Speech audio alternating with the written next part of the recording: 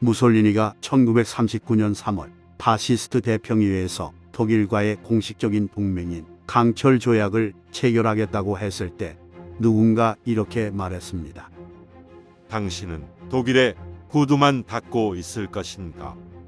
일두체라고 불리며 이탈리아의 권력을 장악한 무솔리니의 결정에 불만을 표출한 사람은 바로 무솔리니와 함께 로마로 진군했던 이탈리아 공군의 유명 인사 이탈로 발보였습니다.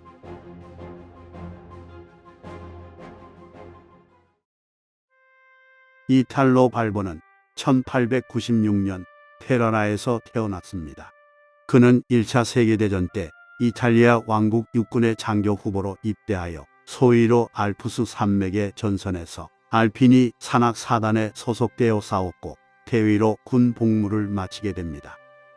이 무렵 이탈리아에선 공산주의와 사회주의 세력을 무자비하게 공격하는 파시스트 갱단들이 형성되었습니다. 이탈로 발보도 이런 갱단에 가담한 사람들 중 한 명이었죠. 그는 술집에 모여 작당 회의를 할 때 마시던 체리 브랜디의 이름에서 따온 첼리바노라는 정치 깡패를 이끌며 민주주의자들이나 사회주의자, 공산주의자들에 대한 폭력을 자행했습니다. 그는 파시스트 세력에서 두각을 나타내기 시작했죠.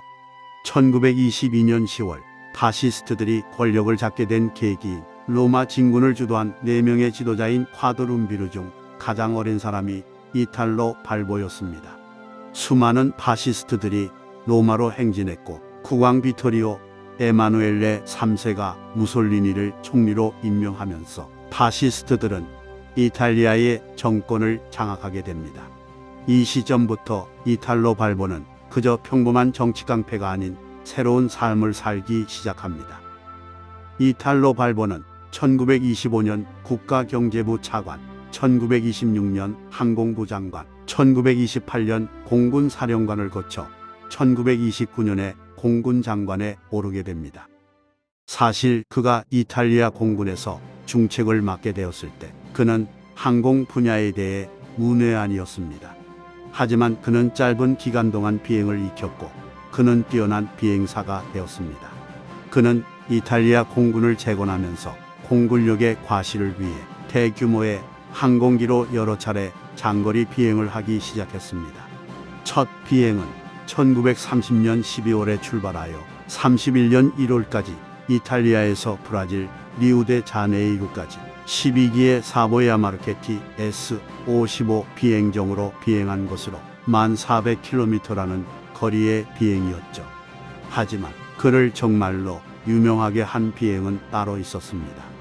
1933년 7월부터 8월 사이 이탈로 발보는 이탈리아에서 미국 시카고까지 왕복 비행을 했습니다. 오르베텔로에서 출발하여 네덜란드의 암스테르담, 부아일랜드의 데리, 아이슬란드의 레이캬비크, 캐나다의 카트라이트와 셰디아, 몬트리올 등을 거치는 코스였죠. 이 비행은 당시 진행 중이던 시카고 세계 박람회에 이탈리아의 공군력을 자랑하기 위해서였습니다. 효과는 굉장했습니다. 이탈로 발보가 이끄는 이탈리아에 비행되는 미국인들의 환대를 받았습니다. 발보는 수족 인디언 부족의 주장 검은불로부터 나는 독수리 주장이라는 칭호를 받았죠. 시카고에서 발보는 미국 비행기의 호의를 받으며 뉴욕으로 갔고 그는 퍼레이드에서 수많은 사람들의 환호를 받았습니다. 메디슨 스퀘어 가든에서 발보는 이탈리아계 미국인들에게 이탈리아인임을 자랑 수호해라는 말도 남겼죠. 발보는 프랭클린 루스벨트 대통령과 점심 식사를 가지고 비행 공로 십자상도 받게 됩니다.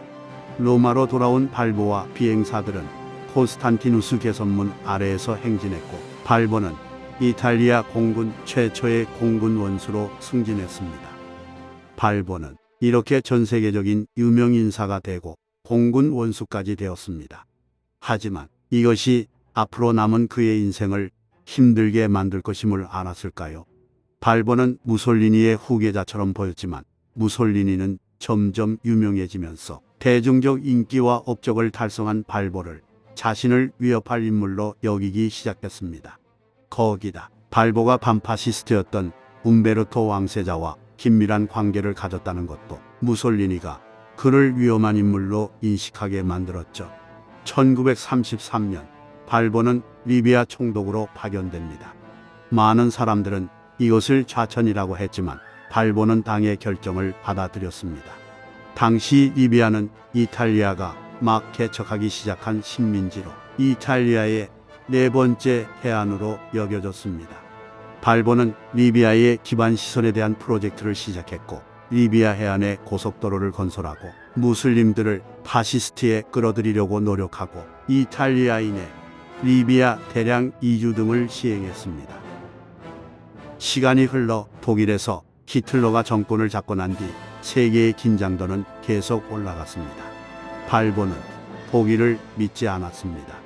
발보는 2차 세계대전이 시작되기 전 이탈리아 파시스트 내부에서 무솔리니의 외교 정책과 인종법에 대해 공개적으로 비판하고 이탈리아가 독일이 아닌 영국 편에 들어야 한다고 주장했던 유일한 인물이었죠. 1939년 4월 리비아의 독일의 공군 원수 헤르만 게링이 방문했을 때 발보는 의도적으로 리비아 지역사회의 중산층 유대인들을 저녁 만찬으로 초대하거나 트리폴리의 유대인 지구 유대교 회랑을 방문하게 하는 행동도 벌였습니다. 교묘하게 때로는 노골적으로 독일에게 불편한 심기를 드러냈죠. 발보의 의지와 상관없이 결국 2차 세계대전이 벌어지고 1940년 이탈리아는 독일의 편에 들어 영국과 프랑스를 상대로 선전포고를 합니다. 이탈로 발보는 이탈리아령 북아프리카의 총사령관이 되었고 이집트 침공을 계획하는 임무를 맡게 됩니다. 발보는 1940년 7월에 계획된 독일의 바다사자 작전에 맞춰 이집트를 침공할 계획을 세웠습니다. 그렇게 이집트 침공을 계획하던 발보의 최후는 어이없게도 아군의 대공포 사격이었습니다. 1940년 6월 28일 발보가 토브룩 상공에서 사보이아 마르케티 SN-79를 몰고 있던 중 대공 사격을 당하게 되고 이로 인해 격추되어 추락한 비행기 안에서 사망하게 됩니다. 이 사격은 토브룩 항구에 정박해 있던 산 조르지오급 순양함의 대공포에서 쏜 것이었죠. 당시 많은 사람들은 발보를 경계하고 두려워했던 무솔리니가 의도적으로 시킨 것이다라는 말을 했고 또 다른 사람들은 발보가 해군과 관계가 좋지 않았다는 점을 들어 해군의 소행이라는 이야기도 했습니다.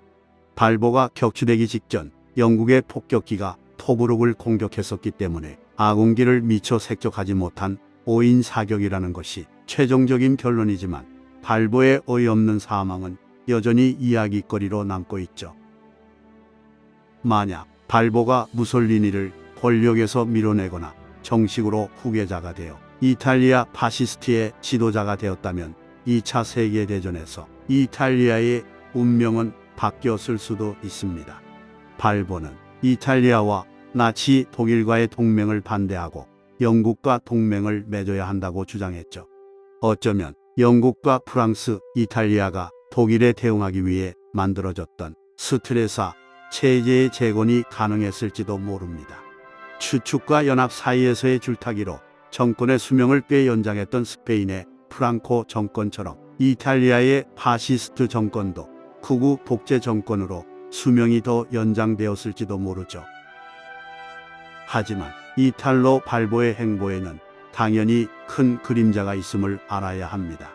발보가 공군 원수가 된 후 함재기에 대한 권한을 두고 이탈리아 해군과 다퉈서 결국 2차 세계대전 기간 동안 이탈리아 해군이 항공모함을 가지지 못하게 되는 등 이탈리아의 해군 성장에 악영향을 끼치게 되었습니다. 무엇보다도 파시스트에 반대하는 사회주의자와 공산주의자, 민주주의자들을 무자비하게 제압했던 정치 깡패로 악명이 높았던 그의 젊은 시절에서 알 수 있듯 그의 첫 정치 시작부터 죽음을 맞이할 때까지 그의 정치적 신념은 결국 파시스트였다는 점을 기억해야 할 것입니다. 하츠 오브 아이언사에서 이탈로 발보는 이탈리아의 장군이자 공군 참모총장으로 사용할 수 있습니다. 신규 DLC 바이 블러드 언론에서 이탈로 발보는 고증대로 원수로 진급했고 무솔리니를 축출하는 대체 역사 루트에서 파시스트 대평의회의 새 지도자가 될 수 있습니다.